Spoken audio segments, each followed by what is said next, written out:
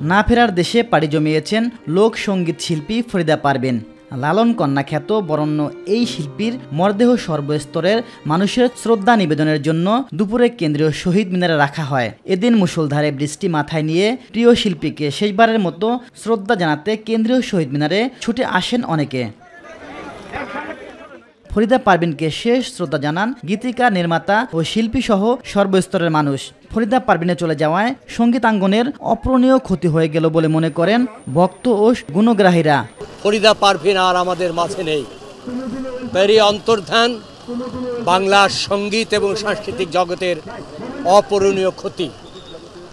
এই ক্ষতি আমরা হয়তো আর পুষিয়ে উঠতে পারবো না। আমাদের লালন সঙ্গীতের শুদ্ধতা রক্ষা, তার প্রচার এবং প্রসারে তার যে অবদান সেটি অনস্বীকার্য। আজকে আমাদের বড় দায়িত্ব ওনার সমস্ত কিছু আমরা যাতে ধরে রাখতে পারি এবং ছড়িয়ে দিতে পারি।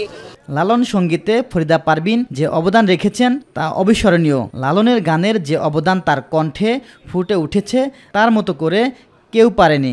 আজকে ফরিদা পারভীনের জন্যই লালন সাইজির গান সারা বিশ্বের দরবারে এত সমৃদ্ধ। উনি ছাড়া কখনোই সম্ভব হতো না।